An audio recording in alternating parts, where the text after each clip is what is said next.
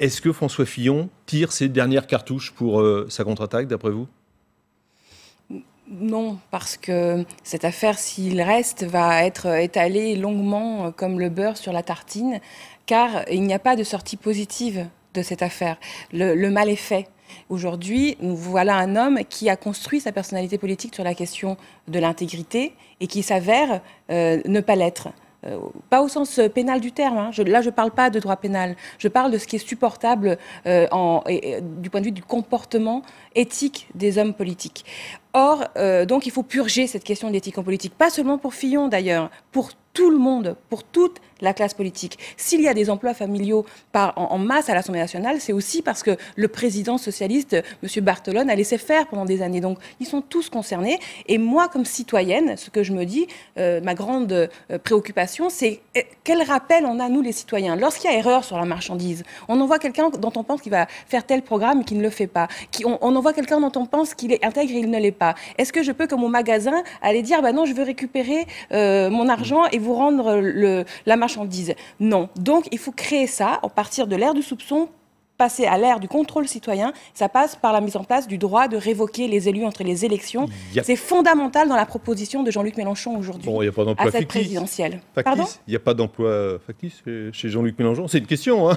Alors, ma réponse est très simple, non. Mais surtout, je ne pars pas du principe que les gens vont me croire. Je pars du principe que les gens ne me croient pas quand je dis ça. Nous sommes dans la présomption de bonne foi de la parole politique n'existe plus. Donc, je dis aux gens, ne me croyez pas, mais par contre, votez pour votre pouvoir. Vous avez le droit à avoir du pouvoir, vous avez le droit à la 6e République, à une assemblée constituante et au droit de révoquer les élus. Et ça, je ne peux pas dire mieux que ça.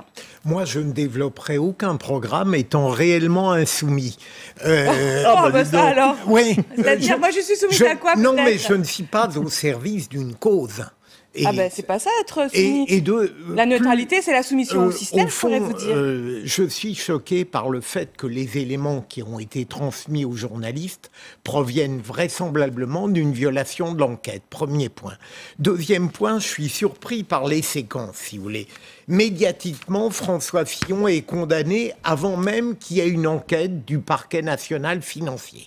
L'enquête est ordonnée et sur le plan judiciaire et aujourd'hui, grâce au Monde ou à cause du Monde, on remet le médiatique dans le cours judiciaire. Et ça m'apparaît tout de même très négatif. Et enfin, je suis heureux que François Fillon, aujourd'hui, à 16h, décide enfin d'affronter le problème.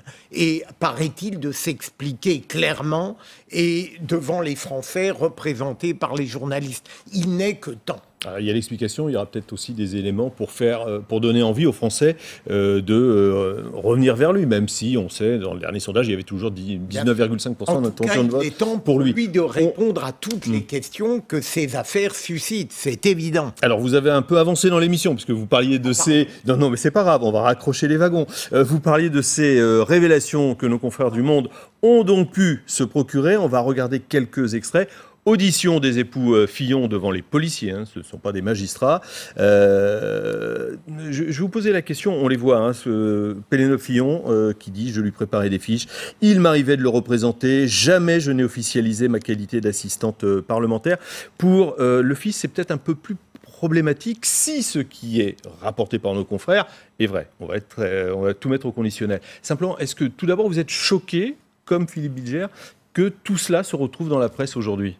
Moi, je trouve que les règles sont faites pour être respectées. Il y a un principe de secret d'enquête et je considère qu'il doit être respecté. Des fois, quand des affaires se trouvent au niveau de l'instruction, quand c'est pas donc le parquet qui gère l'enquête, mais l'instruction, là, les avocats et les clients ont accès au dossier. Et donc, il peut y avoir des fuites qui sont faites dans l'intérêt des clients, par les clients eux-mêmes qui ne sont pas soumis à cette règle de secret. Mais ce n'est pas le cas présent. Dans le cas présent, malheureusement, l'avocat de M. Fillon n'a pas accès au dossier, sauf comportement, disons, décisions différentes des policiers en ce moment, ce qui est possible compte tenu de la position de la Cour européenne des droits de l'homme qui souhaite donner à tout le monde l'accès au dossier. C'est ce que je défends.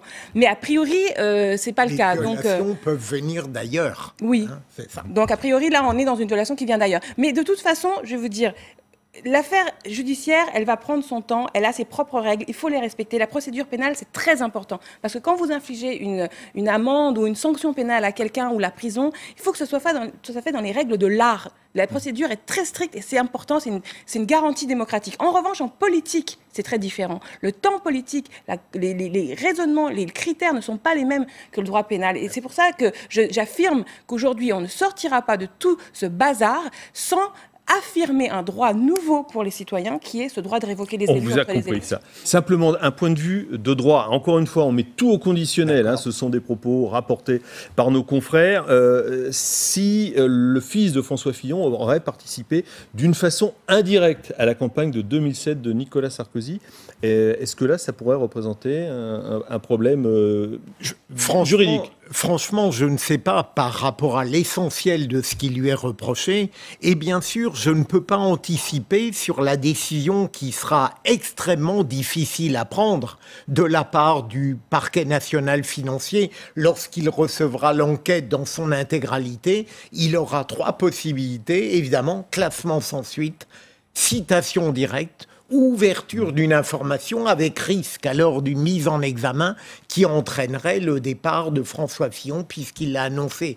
La difficulté sera difficile la décision sera difficile à prendre parce que technique, on l'approuvera, ou sinon, si elle ne correspond pas à ses propres désirs, on la qualifiera de partie. En combien de temps tout ça? Parce que François Fillon a parlé de 15 jours, c'était déjà la semaine dernière. C'était le délai qu'il demandait aux politiques. Mais ça vous paraît irréaliste? Non, surtout qu'on a élargi l'enquête, si j'ai bien lu, au fils.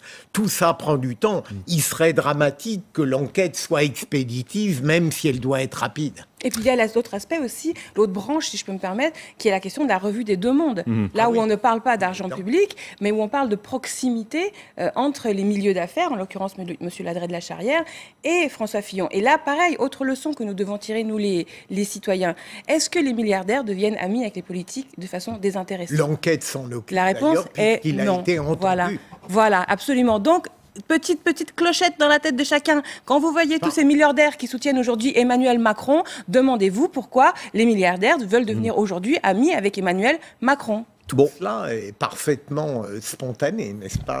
Pas de la part des milliardaires, qui sont rarement désintéressés. On revient rapidement sur le tweet d'Alain Juppé dont on parlait tout à l'heure. Comment l'interprétez-vous?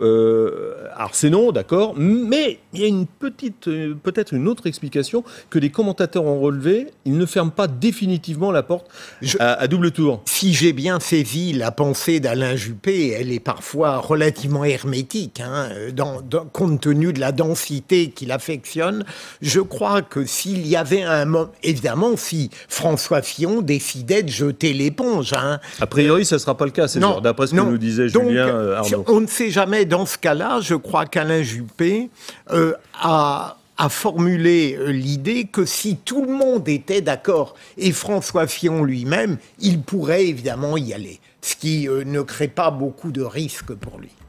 Le tweet, vous l'interprétez comment, vous, Raquel Garrido? Ce que je constate, c'est qu'on est vraiment à une période où les gens ne votent plus pour ce qui les enchante vraiment. C'est le vote du moindre mal, qui est quand même le vote pour le mal, le deuxième choisi, le moins pire, etc. Et franchement, il faut sortir de ça. Hier, si je peux me permettre quand même, parce qu'on n'a pas beaucoup de temps, je ne sais pas si on reviendra dessus, mais j'ai expérimenté ce meeting hologramme hier à Aubervilliers. Et on va en parler dans quelques instants, rassurez-vous. Voilà, l'enchantement. Le fait que oui, c'est possible de rêver de façon optimiste, de façon réelle à autre chose, c'est très important et ça dénote tellement avec toutes ces embrouilles-là de Juppé Mélenchon en double, ça fait rêver à votre avis. Si vous voyez double, c'est votre ophtalmo qu'il faut voir, parce que là, il ne s'agissait pas de le voir en double. Mais là, le problème, François Fillon, lors de la primaire, n'avait pas été choisi par défaut, mais par adhésion.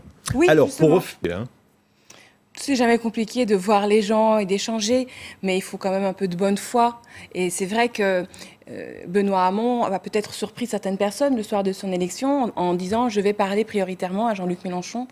mais il n'a pas appelé Jean-Luc Mélenchon ni le lundi, ni le mardi, ni le mercredi. Et là, ça fait une semaine. Et Benoît Hamon, en fait, n'a pas appelé Jean-Luc Mélenchon. Il est désespéré, Jean-Luc Mélenchon? Pas du tout. Ah Ce bon, que je veux dire, c'est qu'il faut se méfier aussi des effets d'annonce. C'est une vieille histoire en politique, ça, d'essayer de crier « je suis unitaire » et par derrière, ne pas le faire pour essayer de jeter le missigri de la division à l'autre. C'est une vieille astuce en politique. Et le problème, si vous voulez, au-delà du fait de parler entre le genre, parce que ça, c'est pas une difficulté, nous sommes des gens polis et qui parlons aisément, c'est pas le sujet. Le sujet, c'est que vous avez 1,1 million de personnes qui sont allées voter pour Benoît Hamon, qui ont sans doute été touchés par des éléments de son programme, dont certains venaient directement de ce que nous avons forgé dans la société, la 6e République, l'écologie, pour travailler ensemble. Attendez.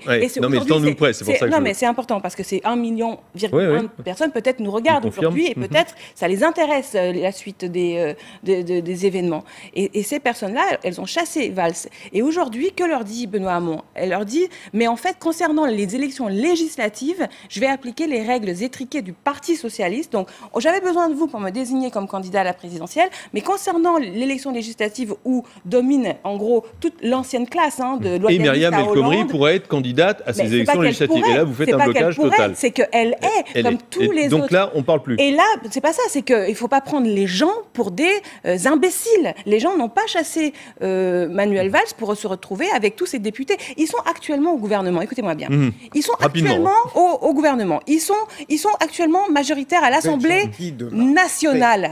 Ils sont actuellement à l'Assemblée nationale. S'ils voulaient abroger la loi El Khomri, ils pourraient le faire là tout de suite. Là où on parle, là, ils pourraient le faire. Ces gens sont encore au gouvernement pendant plusieurs mois. Donc alors, pourquoi ne le font-ils pas? Qui est de mauvaise foi dans cette affaire? Je crois que Jean-Luc Mélenchon, tout de même, est confronté depuis quelques jours à une mauvaise surprise. C'est qu'on n'imaginait pas, même pas à gauche, le succès d'un Benoît Hamon qui a largement gagné la primaire et qui aujourd'hui obtient un soutien de plus en plus important. Et même si je ça c'est pas vrai. Même je crois pas qu'il obtienne un soutien de plus en plus important. Je vous assure, Raquel, il y en a un qui monte quand même. Dans les sondages, il y en a un autre qui baisse. C'est une tendance. Alors sondage, d'accord. On a tous après. Non, ça n'est pas vrai.